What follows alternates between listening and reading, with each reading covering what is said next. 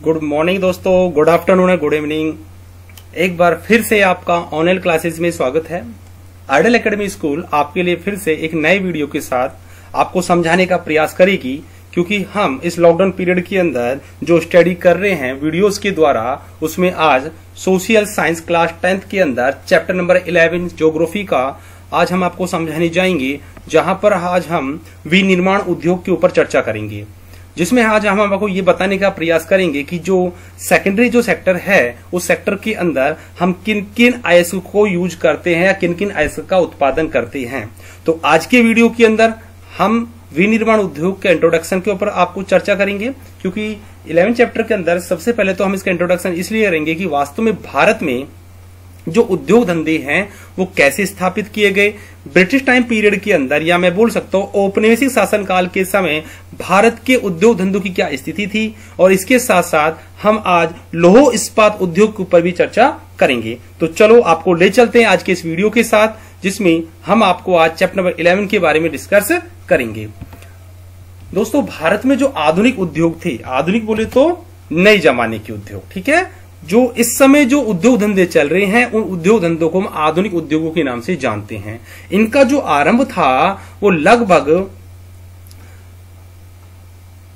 18वीं शताब्दी में हो चुका था, और भारत में हम इसकी शुरुआत मुंबई से करते हैं। और पहला भारत में जो आधुनिक जो उद्योग लगा 1845 ईस्वी के अंदर, जो सूती वस्त्र उद्योग को स्थापित किया गया। इसके बाद 1855 में जूट उद्योग की शुरुआत की गई।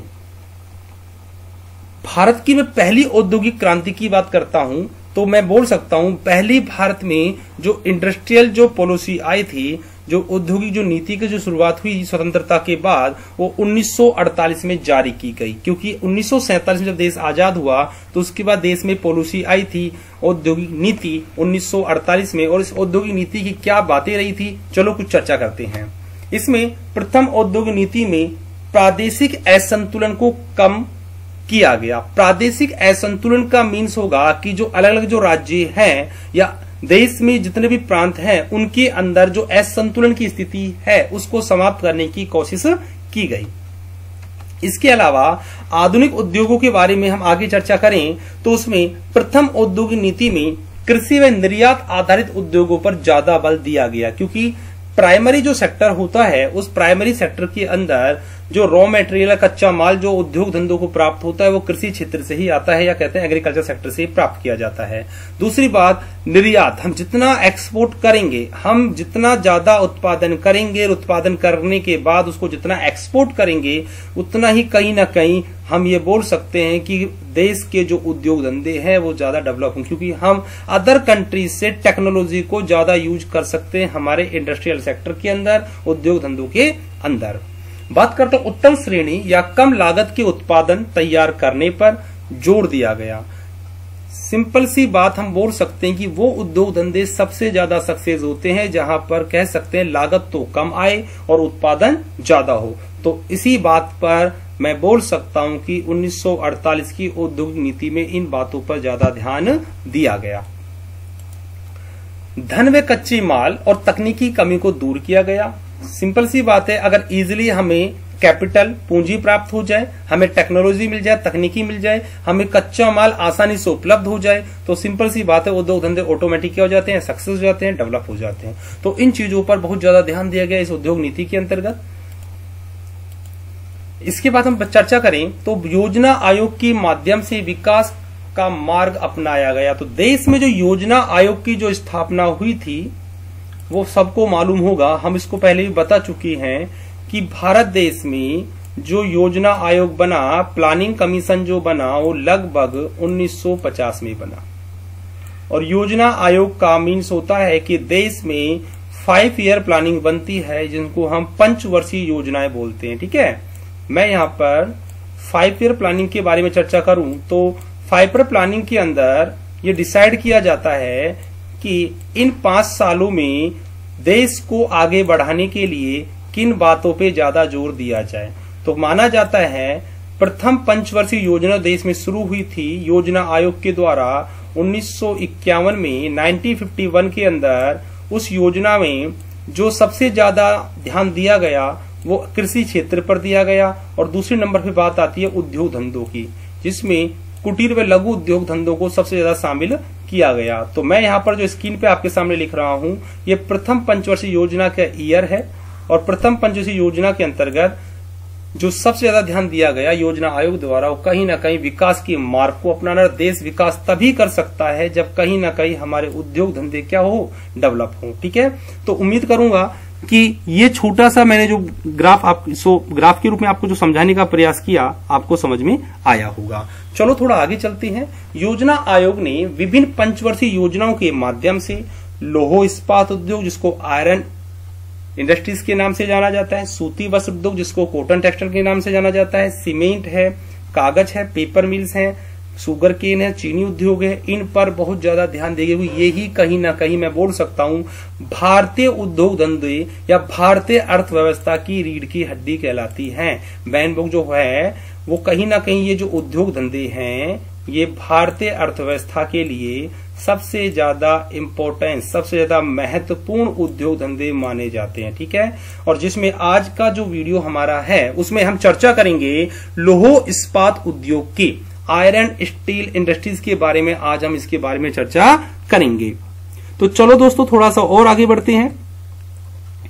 वीडियो को आगे ले जाने से पहले हम भारत में लौह इस्पात उद्योग के ऊपर चर्चा करते हैं कि लौह इस्पात उद्योग क्या था और भारत में इसकी शुरुआत किस प्रकार हुई।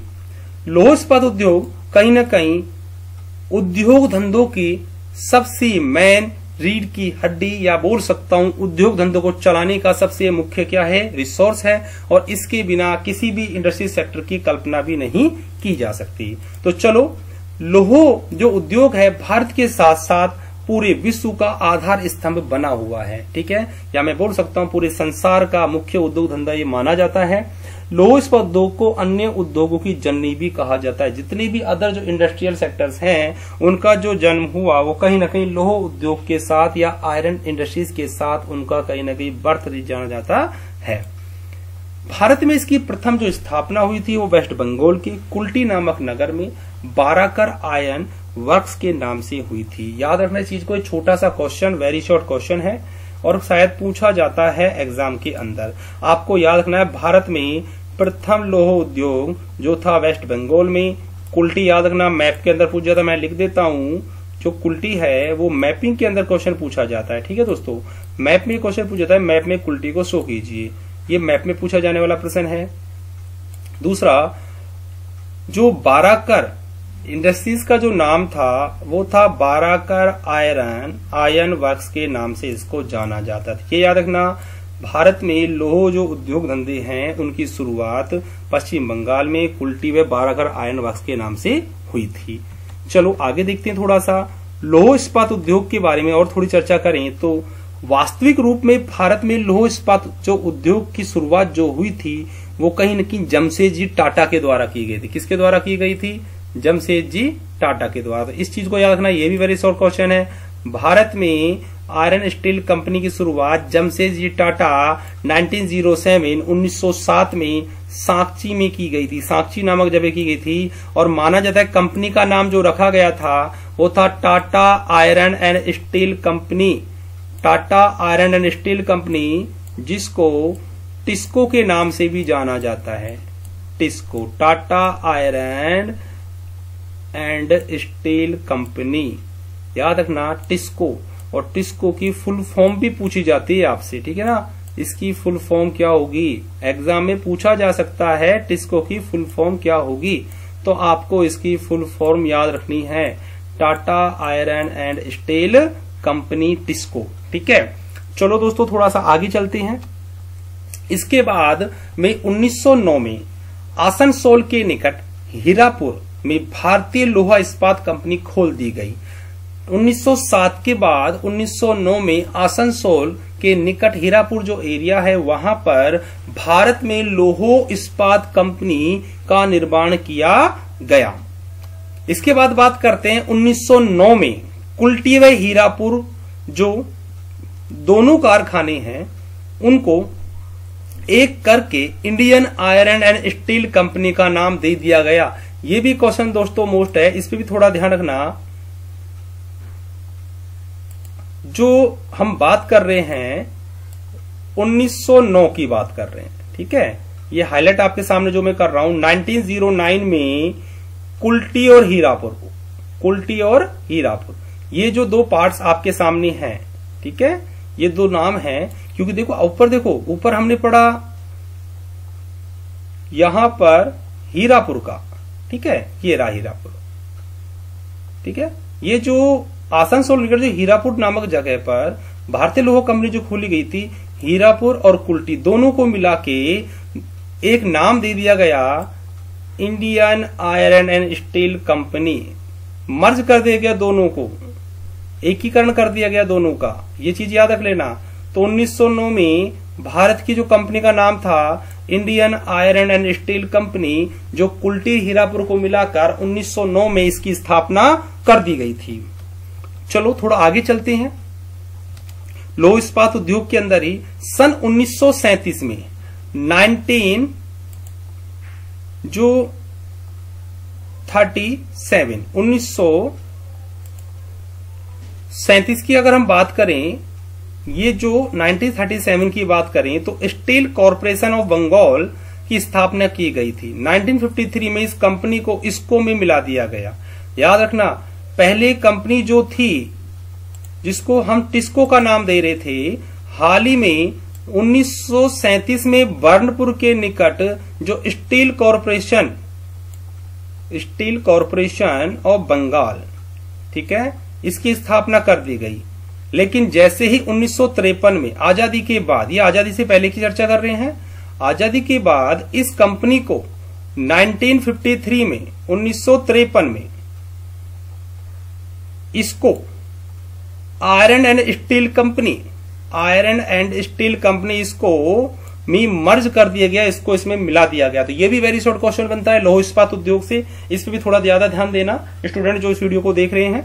इसके बाद बात करता हूं, मुख्य रूप से लौह इस्पात की जो शुरुआत थी वो 20वीं शताब्दी से हो चुकी थी। 20वीं सेंचुरी से लौह इस्पात उद्योग की स्थापना मानी जाती है।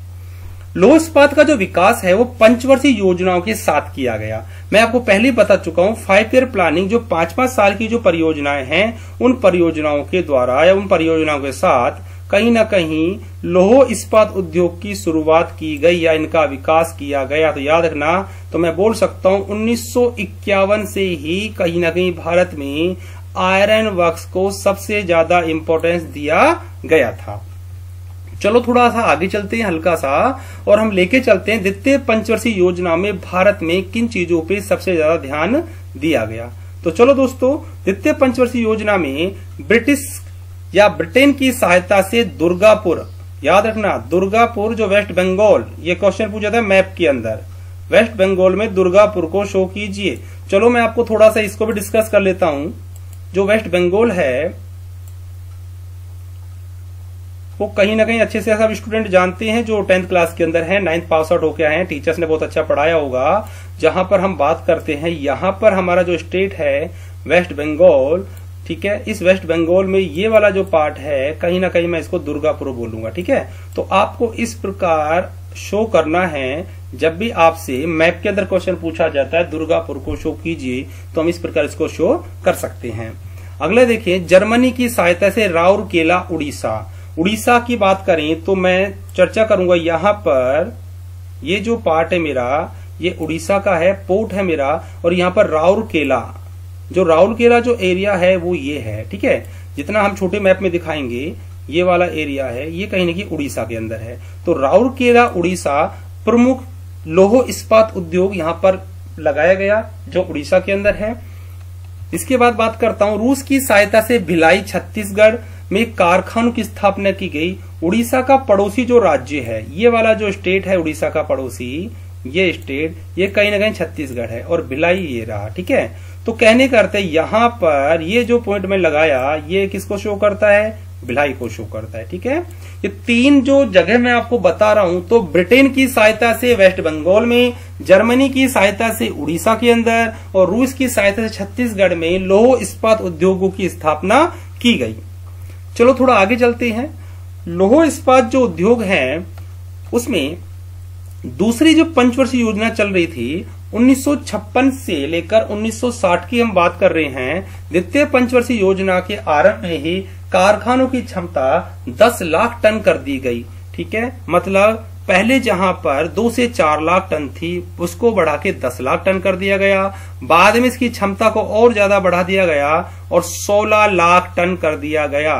ठीक है ना, 10 लाख से इंक्रीज करके कितना कर दिया गया, 16 लाख टन इसको और बढ़ा दिया गया।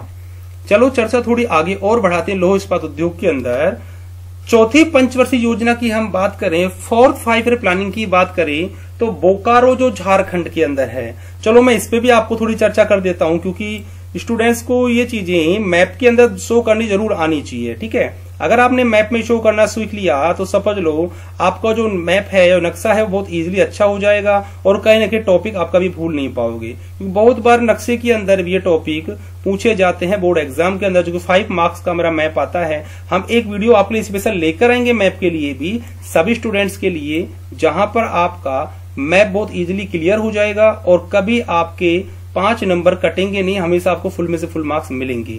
उसके लिए हम आपको सबसे लास्ट में वीडियो जो लेके आएंगे वो मैप का ही लेके आएंगे। ये मैंने छोटा सा इंडिया का मैप बनाया। ठीक है, यहां पर जो नेपाल का एरिया मैं छोड़ देता हूं, ये वाला एरिया, इसके नीचे जो बिहार है, ठीक है, और बिहार के नीचे अलग छोटा सा झारखंड है। और मालूम होना चाहिए बिहार से अलग स्टेट हुआ है झारखंड, और ये जो मैं पॉइंट लगा रहा हूं ये पॉइंट कहीं ना कहीं किसको शो करता है, बोकारो को शो करता है, जो कहीं ना कहीं झारखंड के अंदर है। एशिया का सबसे बड़ा लौह इस्पात उद्योग की स्थापना की गई। क्वेश्चन पूछा जाता है एशिया का सबसे बड़ा लौह इस्पात उद्योग कहां पर स्थित है, तो आपको याद रखना है एशिया का सबसे बड़ा लौह इस्पात जो उद्योग है वो कहां पर है, झारखंड के अंदर है। कहां पर है, झारखंड के अंदर है। और झारखंड का नाम आप जानते हो कहां पर है, वो बिहार के बिल्कुल दक्षिण में है और नाम मैं उसका लगा रहा हूं वो है बोकारो, ये वाला एरिया। ठीक है, हाईलाइट कर रहा हूं, सब स्टूडेंट इस चीज को ध्यान से देंगे और मैं नोट्स कॉपी का जरूर उतारेंगे। वेरी शॉर्ट क्वेश्चन आपको बनाने हैं। चलो थोड़ा सा आगे चलते हैं। 1973 में बात करें तो इस उद्योग में गुणात्मक वृद्धि करने के लिए, मतलब इसको और ज्यादा आगे बढ़ाने के लिए, कब की बात कर रहे हैं, 1973 की बात कर रहे हैं। ठीक है, 1973 में इसमें गुणात्मक वृद्धि करने के लिए steel authority of India SAIL की स्थापना की गई। ये भी वेरी मोस्ट क्वेश्चन है। SAIL, सेल का पूरा नाम पूछा जाता है। और सेल का पूरा नाम क्या होगा, steel authority of India, SAIL की स्थापना कर दी 1973 के अंदर। मतलब बोकारो को जो था झारखंड में, उसका नाम आगे सेल के नाम से कन्वर्ट कर दिया गया, उसको बदल दिया गया। चलो थोड़ा सा और आगे लेके चलते हैं। लौह इस्पात उद्योग के अंदर इंटरेस्टिंग टॉपिक है, समझ में आ रहा होगा, मैं और इंटरेस्टिंग इसको बनाना चाहता हूं कि स्टील जो अथॉरिटी ऑफ इंडिया सेल देश के सार्वजनिक क्षेत्र में, तो दोस्तों सार्वजनिक क्षेत्र की जब बात आती है तो मैं गवर्नमेंट की बात करता हूं, ठीक है ना, जिसको हम भारत सरकार के अधीन इन कारखानों को रखते हैं। ये सभी कारखाने का जो प्रशासनिक कार्य किया जाता है। तो सेल जो है मैं बोल सकता हूं सार्वजनिक क्षेत्र की कंपनी है सेल, जो इंडियन गवर्नमेंट या सेंट्रल गवर्नमेंट के अंडर रहकर क्या करती है, वर्क करती है। ठीक है, ये चीजें सबको याद रखनी है। दूसरा है इसमें 3 और कारखानों को शामिल कर लिया गया, मतलब मैं कह सकता हूं कि इसमें 3 और कारखानों को मर्ज कर दिया गया, जिनमें हम बात करेंगे विशाखापट्टनम आंध्र प्रदेश। ठीक है, चलो दोस्तों मैं जो नाम में ले रहा हूं, क्यों ना हम इन नामों को, ठीक है, एक मैपिंग के द्वारा आपको समझाने का प्रयास करूंगा। मैं सिर्फ नॉर्थ पार्ट को छोड़कर साउथ पार्ट बना रहा हूं, जल्दी समझ में आ जाएगा। चलो हम बात कर रहे हैं आंध्र प्रदेश की। आंध्र प्रदेश अच्छे से सब जानते हो, ठीक है। ये जो मेरा एरिया तमिलनाडु का है और ये जो मेरा एरिया केरल का है, ठीक है दोस्तों।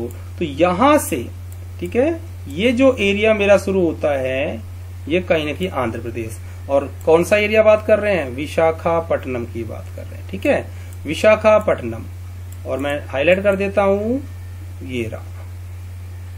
शो करना है आपको, मैप में शो करना है, भर के देखना है। बीच बीच में मैप आपको भेजता रहता हूं आपके ग्रुप्स के अंदर, तो आपको इसमें शो करना है, ठीक है ना।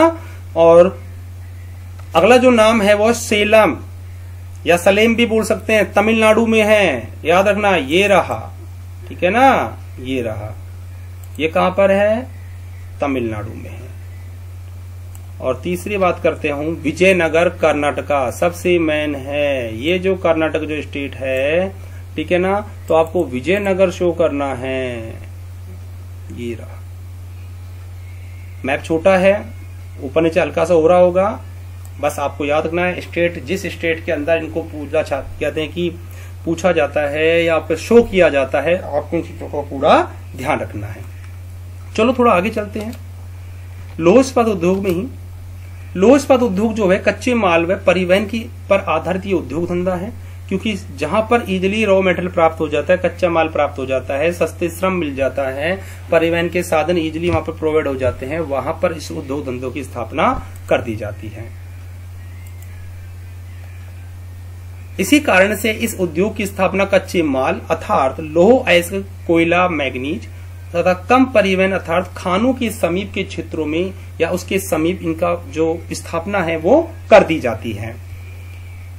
एक नोट में लेके आया हूं दोस्तों, नोट पे थोड़ा ध्यान देना, क्योंकि मैं आपको पिछले वीडियो में सब में बता चुका हूं। जब जब मैं नोट लेके आऊंगा वो अपने आप में मेन क्वेश्चन होगा। सन 2015 में 2015 में भारत विश्व भर में कच्चे लोहों का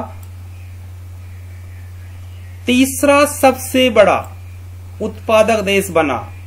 2008 में जहां इसका स्थान 8वें स्थान पे था, वो 2015 में आगे जाकर लगभग तीसरे नंबर पर आ गया। तो सबसे ज्यादा प्रोडक्शन करने वाला, उत्पादन करने वाला या खनन क्रिया द्वारा लोहों को निकालने वाला जो देश बना भारत, वो तीसरे नंबर पे आया है। इसको मोस्ट रखना, क्योंकि वेरी शॉर्ट क्वेश्चन में क्वेश्चन पूछा जा सकता है। दोस्तों लौह इस्पात में और हम आगे चलें तो Bharat direct reduced iron DRI या स्पंज आयरन का विश्व का सबसे बड़ा उत्पादक देश है। तो यहां पर रेड्यूस्ड आयरन आ जाए लिखा हुआ, ठीक है, स्पंज आयरन लिखा हुआ आ जाए, याद रखना। तो विश्व का सबसे बड़ा उत्पादक राज्य माना जाता है। ये क्वेश्चन भी आपको मोस्ट रखना है। आयरन एंड स्टील इंडस्ट्रीज के अंदर, वर्ल्ड के अंदर स्पंज आयरन में भारत अपना लगभग मोनोपोली रखता है, सबसे बड़ा उत्पादक देश माना जाता है। चीन और अमेरिका के बाद भारत विश्व में तैयार इस्पात का तीसरा सबसे बड़ा उपभोक्ता है। ये देख लो, मतलब कच्चा माल यहां से मिल रहा है, रॉ मटेरियल, लेकिन मैं बात करता हूं उपभोक्ता, कंज्यूम करने वाला जो देश है वो भारत तीसरे नंबर पर है। पहले नंबर पर चाइना है, दूसरे नंबर पे अमेरिका है, तीसरी पोजीशन पर है भारत। मतलब देश में जनसंख्या ज्यादा होने के कारण या उभरता हुआ देश या कह सकता हूं डेवलपिंग कंट्रीज होने के कारण कहीं ना कहीं देश सबसे बड़ा कंज्यूमर कंट्री बन चुका है या उपभोक्ता देश बन चुका है। सकल घरेलू उत्पाद में लोहो जो उद्योग का लगभग 2% योगदान है।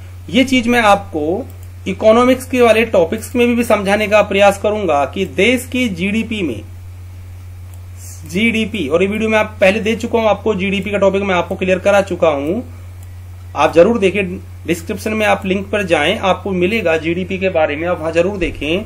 जीडीपी के अंदर लगभग देश के अंदर 2% जो पार्ट है वो कहीं ना कहीं लौह इस्पात से ही हमें प्राप्त हो रहा है। Thank you. उम्मीद करूंगा वीडियो आपको पसंद आया होगा। अगले वीडियो में मैं आपको सीमेंट इंडस्ट्रीज और अदर जो इंडस्ट्रीज हैं उनके ऊपर हम चर्चा करेंगे, जिनमें सूती वस्त्र उद्योग धंधा जो देश का सबसे मेन इंपॉर्टेंट जो इंडस्ट्री सेक्टर रहा है, इसके ऊपर भी हम चर्चा करेंगे। चलो मिलते हैं अगले वीडियो में। Thank you.